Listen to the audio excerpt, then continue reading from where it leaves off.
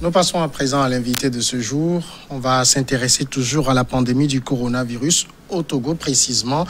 Au Togo, le gouvernement a procédé à la levée du couvre-feu et du bouclage des villes et également imposé le port du masque désormais rendu obligatoire. Mais faut-il craindre des crises sociales dans ce contexte de Covid-19?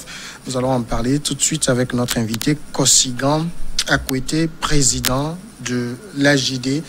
Monsieur Akwete, bonsoir. Bonsoir, monsieur Samuel. Merci à vous d'être notre invité. Je le disais tantôt, le coronavirus, on le sait, a compliqué la situation de beaucoup de personnes qui étaient déjà très éprouvées dans leur quotidien, qui, il faut le dire, tiraient le diable par la queue. Aujourd'hui, on semble légèrement voir le bout du tunnel, mais est-ce qu'on se dirige plus vers une crise économique et sociale? Merci, monsieur Samuel. Permettez-moi, avant de répondre à votre question, de saluer la mémoire de 3 illustres disparus. Il s'agit d'abord de Maître Yaouvia Boibo, un parent à moi et un très proche. Je me dis, si vous êtes proche de quelqu'un, c'est parce que vous partagez surtout les moments difficiles avec lui. Lors de cette démêlée avec la justice togolaise, entre-temps, j'étais l'un de celui qui a voulu l'aider à s'en sortir. J'ai passé des nuits et des jours avec lui. Ses proches, les plus proches de lui, savent de quoi je parle. Ce ne sont pas ceux qui l'ont poussé dans l'enfer, qui aujourd'hui lui font des éloges. Je ne fais pas partie de ce camp-là, mais j'ai participé à la sortie de la vérité à ses côtés. Mais malheureusement, ce qui devrait arriver arriva. Aujourd'hui, je ne peux que souhaiter bon repos éternel à lui et toutes mes condoléances à sa famille biologique et à sa famille politique et surtout à sa famille professionnelle. Je voudrais aussi saluer la mémoire d'un grand ami, un grand homme des médias, M. Dominique Alizou, paix à son âme, qui a aussi disparu, victime de cette maladie tueuse coronavirus. Je salue aussi sa mémoire ici. Et enfin, je voudrais aussi saluer la mémoire de George Floyd, un des nôtres, qui a fait les frais du racisme aux États-Unis. Je m'incline devant sa mémoire et voudrais profiter de sa mort pour demander à nous, la race noire, de nous unir. Ce n'est pas en critiquant les autres qu'on peut arriver à booster dehors cette affaire de racisme, mais c'est en nous unissant, en nous mettant d'accord sur l'essentiel et en faisant autre chose qu'ont fait nos parents, qu'on peut arriver à vaincre ce qui aujourd'hui est fatal à nous tous. Voilà. Donc, si je reviens à votre question, la pandémie Covid-19 et les mesures prises pour limiter sa propagation ont créé un choc récessif à tous les États. Et donc, aujourd'hui, la réponse à la crise sanitaire par le confinement ou limiter les déplacements de la population n'ont fait que accentuer la crise. De sorte que, qu'on le veuille ou pas, la crise, elle est là. Nous sommes déjà dedans. On ne peut plus parler de crainte, mais nous sommes dans la crise. Et donc, il va falloir que et le pouvoir public et les populations alors réorganisent leur vie. Mais je crois quand même que les pouvoirs publics ont plus de rôle à jouer. Aujourd'hui, je dis, les actions sociales sont forcément sont forcément conseillées dans les prises de décision des actions gouvernementales pour que la population puisse respirer un peu. Cela passe nécessairement par des dialogues avec les partenaires sociaux à divers niveaux et puis les concertations avec les collectivités locales et puis les groupes ou les associations reconnues par l'État qui puissent apporter une réponse à toutes les couches sociales alors touchées par cette pandémie. Et puis, si vous allez remarquer, les secteurs les plus touchés, c'est le transport, le commerce, l'hôtellerie, le tourisme. Ce qui nourrit plus la grande masse. Parce qu'aujourd'hui, beaucoup de personnes vivent au jour le jour.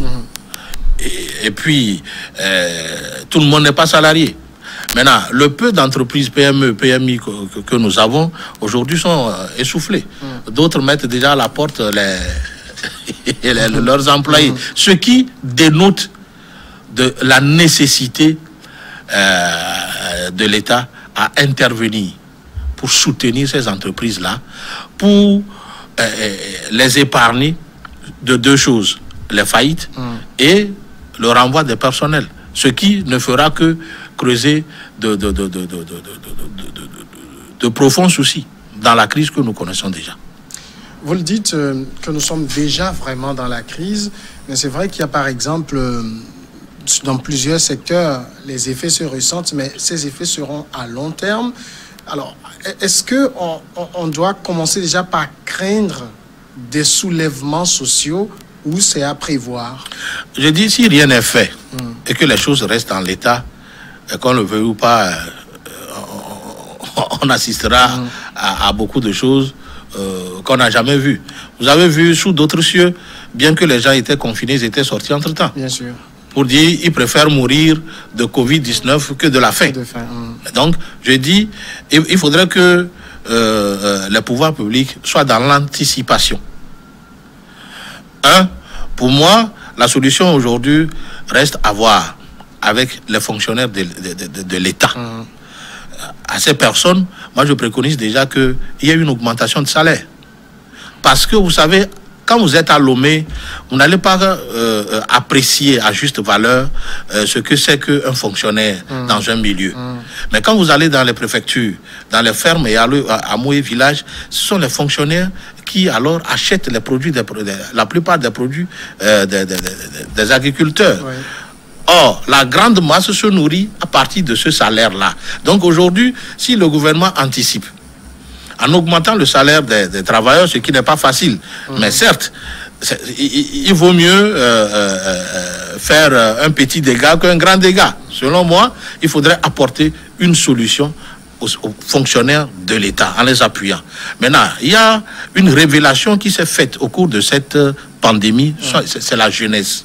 C'est le savoir-faire de la jeunesse. La jeunesse a prouvé son génie créateur au cours de cette pandémie. Je dis, c'est aussi une opportunité pour le pouvoir public à les encadrer, à les former et à les financer.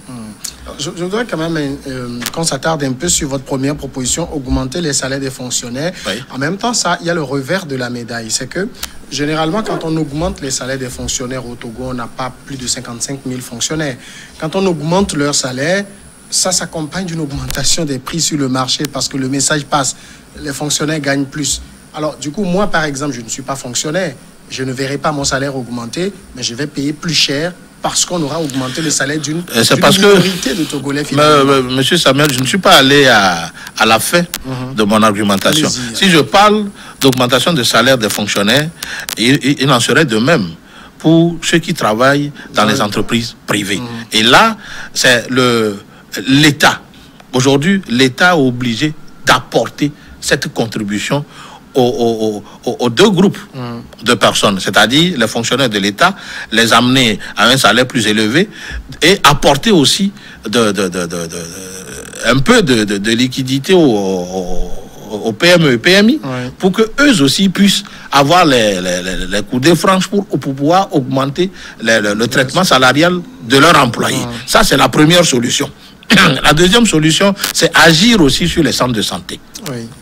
Ah oui. Parce que cette crise a révélé finalement la faiblesse de notre système. On n'a même pas de système de santé. Voilà. Donc, c'est réorganiser ce secteur-là depuis la base.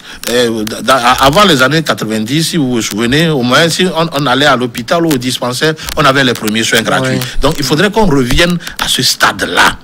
Maintenant, je crois qu'au niveau du ministère de l'Agriculture, il y a un service qui paye déjà la production des agriculteurs. Ça, il est à saluer. Mais je crois que tous les produits ne sont pas pris en compte. Chez moi, par exemple, dans la préfecture de Yoto, les bonnes femmes qui font la culture maraîchère, entre parenthèses, à des mets et autres, et vendent leurs produits à des prix ridicules qui donnent de la peine, qui donnent de la sueur froide. parfois, c'est des gros tas des mecs qui sont là et qui ne trouvent pas de preneurs. Et ça, c'est la technique des revendeuses de Lomé qui viennent sur le marché et disent non, aujourd'hui, on n'a pas d'argent, on ne va pas prendre. Maintenant, la bonne femme attend un peu de sous pour payer du sel et autres, pour subvenir à ses besoins alimentaires à la maison. Donc, elles sont obligées de vendre ces produits-là à de vil prix et à Lomé. Les bonnes dames-là les vendent cher. Donc, je crois que si l'État pourrait intervenir aussi en élargissant l'assiette d'achat de produits vivriers, du service qui s'occupe déjà de ça, parce que je sais que le riz est déjà acheté par l'État, le maïs, s'il pouvait aussi arriver à élargir le secteur pour que ces produits de base qui sont cultivés par les maraîchers de nos villages et fermes, ça va leur donner un peu de moyens pour tenir.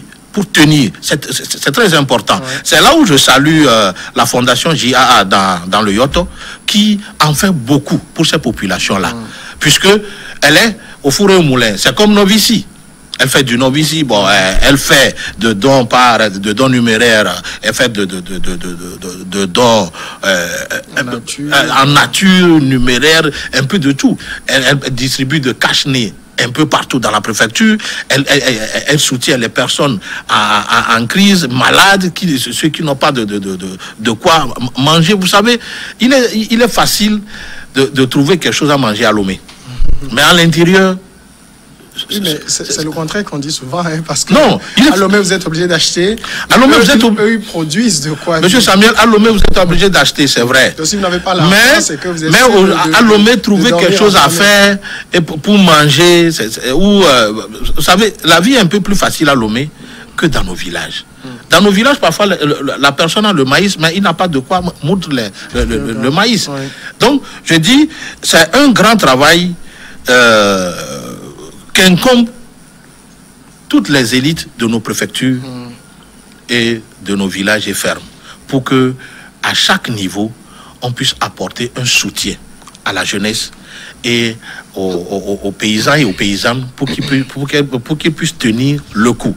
Maintenant, d'une façon généralisée, qu'on le veuille ou pas, l'État a une croix à porter. C'est sa responsabilité. C'est sa responsabilité d'aider les fonctionnaires de l'État, d'aider le secteur privé pour d'abord garder son personnel et augmenter alors sa masse salariale, ne serait-ce que pour ce temps-là. Parce que vous savez, la crise là, on va la vaincre, c'est vrai, mais c'est très lentement. Parce qu'aujourd'hui, on n'a pas une date fixe pour dire que, ok, à partir de cette date-là, coronavirus n'existera plus.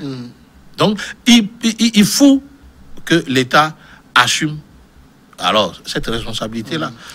Ailleurs où l'État de l'argent, vous voyez, dans les pays européens, aux États-Unis, les gens injectent beaucoup d'argent dans ces secteurs-là. Aujourd'hui, il faudrait qu'on fasse la même chose ici.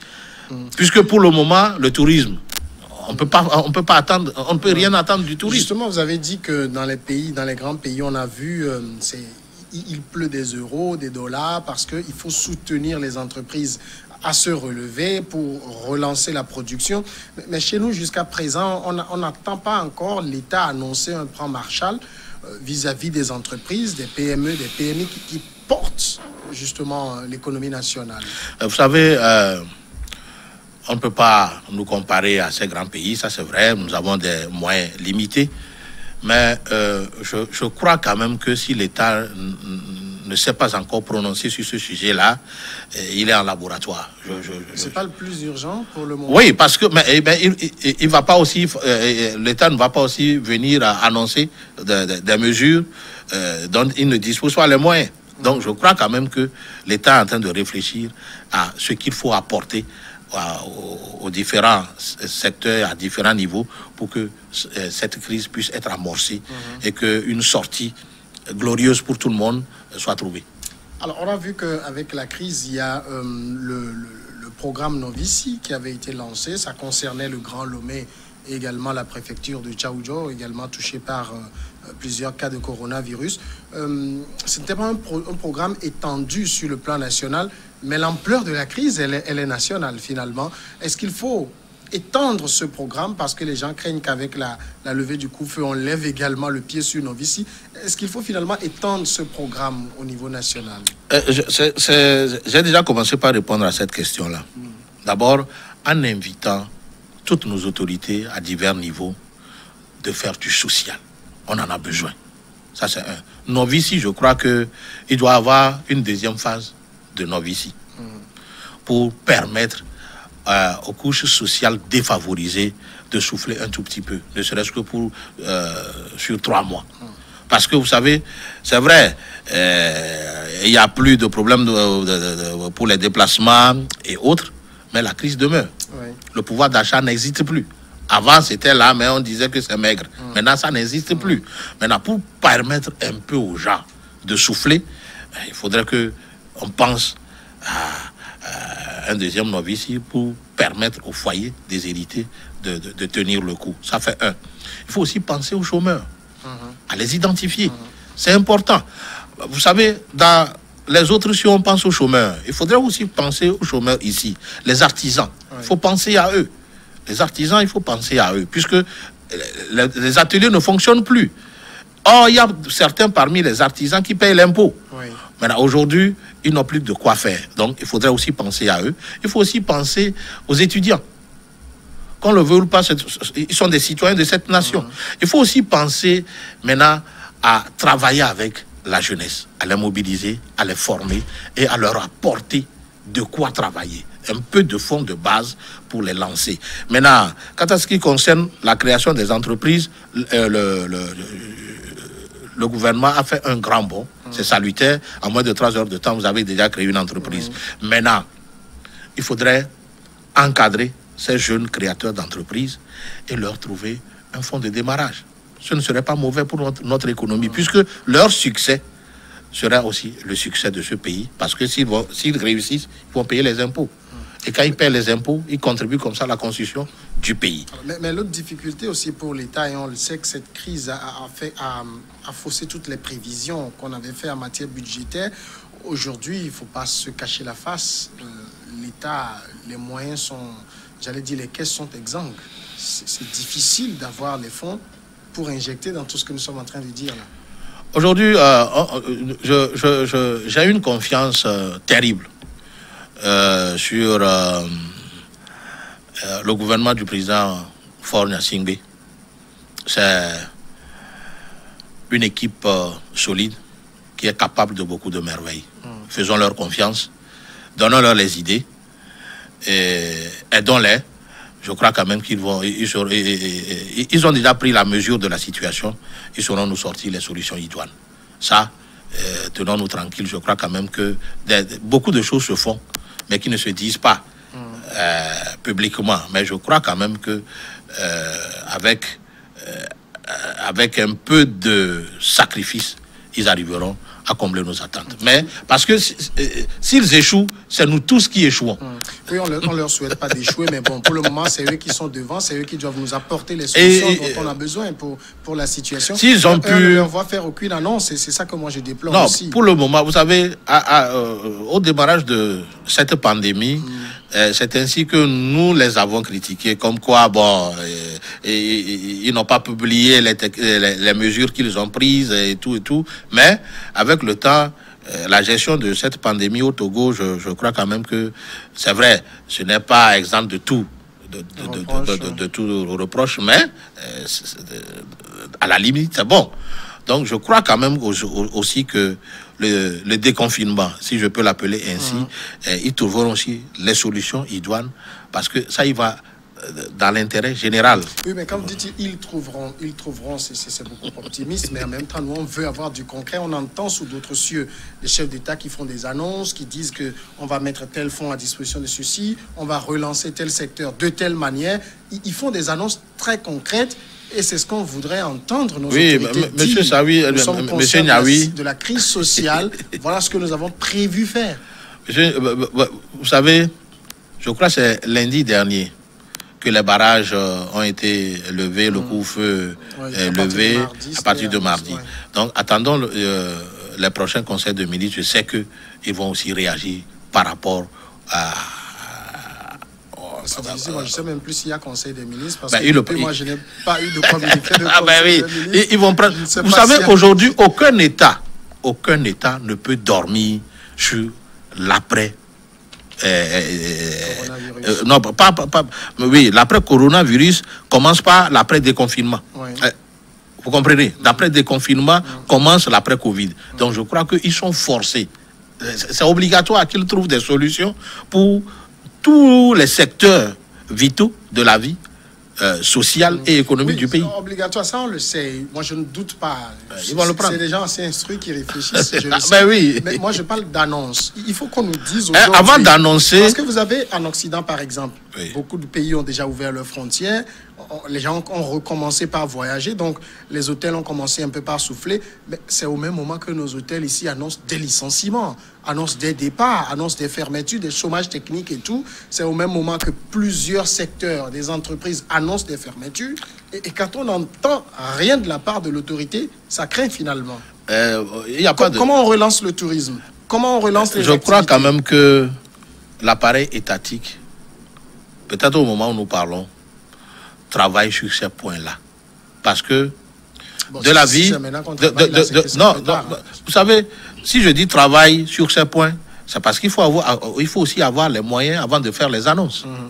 Si vous faites les annonces, mais les mesures annoncées ne viennent pas, ça c'est démagogique, ce n'est pas bon. Donc je crois qu'un gouvernement responsable doit pouvoir prendre tout son temps, identifier le mal, apporter les solutions qu'il faut avant de les annoncer. Et pour annoncer les solutions, il faut d'abord regrouper les ressources pour pouvoir annoncer. Et surtout, je dis, le pourquoi il faut soutenir et le service public et les sociétés privées. C'est là, c'est pour préserver les emplois. Parce que on ne peut pas dire, à cause de coronavirus, quelqu'un a perdu son emploi. Il y en a déjà énormément. Même les entreprises qui l'ont fait, peut-être qu'il manquait de sous.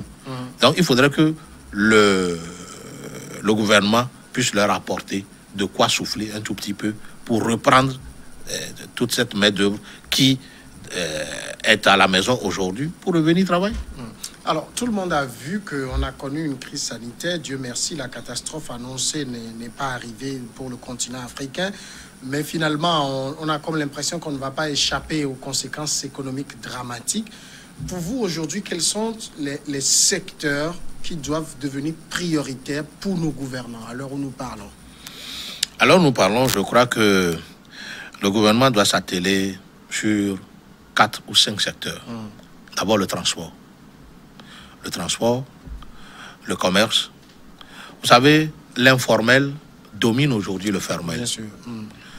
Alors, si tout ce que l'État va faire est dirigé vers le formel, ce serait un échec. C'est pourquoi j'avais dit entre-temps que l'État doit identifier les groupements et les jeunes, les artisans et autres, tout ce monde-là qui contribue à faire fonctionner l'économie nationale. Il doit les identifier, les regrouper, les former et injecter de l'argent dans ce secteur-là. Ça fait 1. De 2, donner du souffle aux PME et PMI pour qu'ils puissent d'abord avoir de quoi rouler d'abord. Puisque aujourd'hui, rien ne marche. Il va falloir qu'ils aient de quoi rouler, de quoi payer leur salaire, leurs charges pour au moins 3 ou 4 mois. Le temps de relancer leurs machines, leurs activités à leur niveau. Maintenant, au niveau il y a aussi l'agriculture. Oui. L'agriculture, c'est très important. Il faut aussi beaucoup investir dans l'agriculture. Et puis, dans les entreprises des jeunes qui ont contribué à fabriquer les gels hydroalcooliques, les masques et tout, ça, c'est pour la pandémie. Mais ces mêmes entités peuvent être utilisées pour faire d'autres choses et répondre aux besoins de l'État. Là, les commandes de de certains produits qui nécessitent qu'on les fasse amener de l'extérieur, on peut les confier à ces jeunes-là qui ont démontré à suffisance de quoi ils sont capables pour qu'ils puissent produire ça à l'État et l'argent reste ici, chez nous. Et ça leur permet aussi de s'émanciper. Et puis, j'avais parlé tout à l'heure de l'achat de la production agricole. Il faudrait que l'État intensifie. D'abord, allonge la liste des produits à racheter chez les producteurs pour qu'ils aient aussi un peu d'oxygène. Je crois quand même que si on mettait un peu de sous dans l'artisanat, dans le commerce, dans l'agriculture et puis l'entrepreneuriat des jeunes, si on soutenait les PME et les PMI, si on augmentait les salaires des fonctionnaires, je crois quand même qu'on peut tenir le coup. Il y a un secteur, il nous reste quelques minutes, qui est également très important et qui a été énormément impacté. On a même appris des drames dans ce secteur. Je m'en voudrais de ne pas en parler. C'est l'éducation, le privé, les écoles privées. Ça a été ceux qui ont subi de plein fouet le choc de la fermeture des écoles. Finalement, il n'y a rien eu à l'endroit des enseignants du privé. C'est un drame, comme vous l'avez dit. Mais humblement, je prierai l'État pour que l'État puisse prendre le traitement de ces enseignants-là en charge dans un premier temps. Parce qu'on m'aurait dit que au début de chaque année ou à la fin de chaque année, l'État apporte un financement aux écoles privées. Maintenant, si c'est vrai, l'État peut prendre en charge le traitement salarial de ces agents qui manquent de quoi vivre aujourd'hui pour que dans les prochains financements, l'État puisse soustraire ça. Puisque aujourd'hui, les patrons des écoles privées ne veulent pas payer, alors que l'État intervienne et après il défalque ça. C'est aussi une proposition parce que il faut nécessairement que l'enseignant trouve à manger. L'enseignant qui a faim ne peut pas donner le savoir. L'enseignant qui ne vit pas dans un confort minimal ne peut pas exceller dans son métier. Alors, on prie l'État pour qu'il puisse intervenir en leur faveur et que voilà, ça puisse aussi marcher. Je voudrais aussi encore une fois, saluer les jeunes à Mouzou, qui est en Allemagne aujourd'hui, qui sont les bras de soutien pour nos populations démunies. Lui, avec Combe plus Soada, ont aussi aidé la Fondation JA pour faire des dons de cache-nez, de lave-mains à nos populations de Yoto et ses environs. C'est à saluer. Je les remercie. Et je remercie aussi la fondatrice de la Fondation JA pour ses actions sociales énormes. Sans quoi vous allez en prendre que dans notre préfecture de Yoto, il y a déjà commencé, les troubles ont déjà commencé ou des morts sont déjà survenus. Donc je voudrais les remercier pour cet apport aussi capital. Merci beaucoup, Kosigan Akwete, d'être passé répondre à nos questions. C'est moi qui vous remercie. Et que Dieu bénisse New World TV. Merci. Président de l'AJD. Voilà qui nous conduit à une pause et après on passe à regard croisé.